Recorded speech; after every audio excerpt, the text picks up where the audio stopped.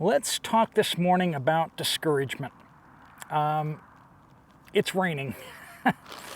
All of my stuff is getting soaked, and I'm been soaked much of the day so far. It's been a challenging day, right? Now, that is nothing compared to what you may be going through. A rainy day where you get wet, walking in a beautiful countryside is one thing. But doesn't discouragement keep us from doing the things that we need to do? The good things that God has put in our lives to do? We find excuses, we find fears, we have all these reasons why it won't work. And many of them are lies, but many of them are just challenges that stand before us. And like any good story, there has to be difficulty, right? I sat down here to shoot this video, and it was spritzing, and then now it's just flat out raining. It's discouraging. But let me read this verse to you from Galatians chapter 6, verse 9. Let us not get tired of doing good, for we will reap at the proper time if we do not give up. If we do not give up. Therefore, as we have opportunity, let us work for the good of all, especially for those who belong to the household of faith. If you're watching this as these videos come out, particularly from the United States, you know that there is a tremendous amount of need because of the Hurricane Helene in the southeast part of the United States. And there's a lot of people working very, very hard to help these people. The people that are in these areas are working very, very hard to help themselves and to help their neighbors. It's easy to get discouraged by looking at how far we still need to go, how much remains to be done. But let us not grow weary.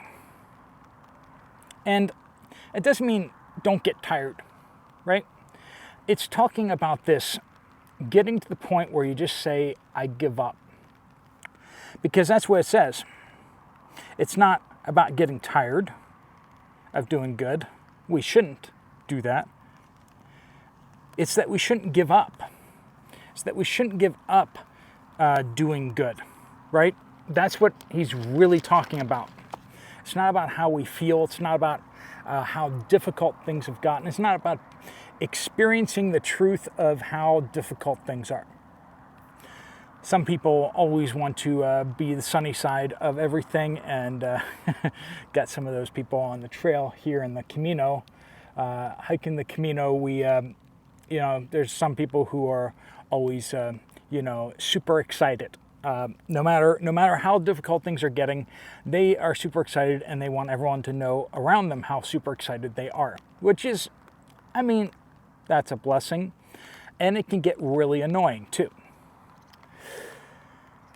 We should not ignore the difficulties, okay? This isn't about closing our eyes and pretending everything's all right. Things hurt. Things are scary. There is much hard work needed to help people and to do the things that God has set before us, right? I was missing out on some wind, and now we got some. So, another blessing.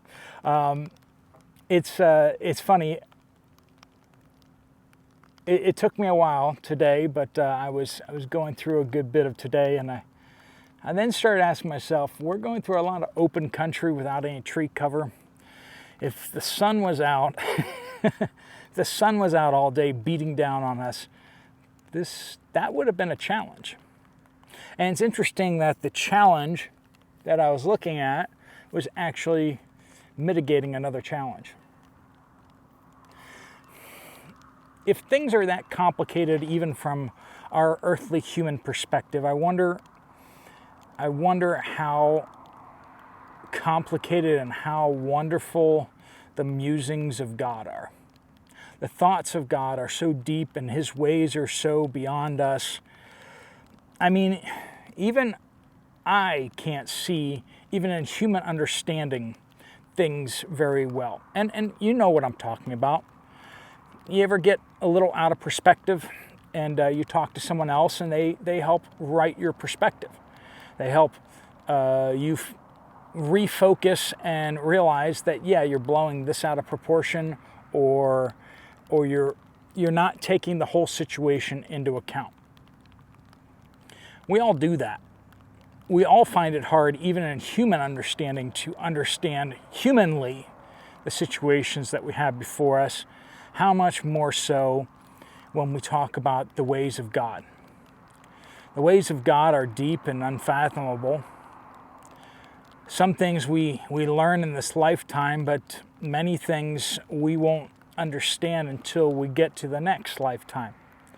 So we see in this verse in Galatians 6:9, do not grow tired, do not grow weary of doing good. For if we do not give up, we will reap a reward. I don't know about you, but I don't know that when I get to heaven I'll need anything but to receive anything from the hand of God. To hear, well done, good and faithful servant, will be just beyond anything. He could hand me a little pebble and I would be super happy. Because it's about the recognition, it's about not the actual things, right, rewards, but rather it is who we receive it from. So when you think about the rewards to come, just think through not the what, but the who.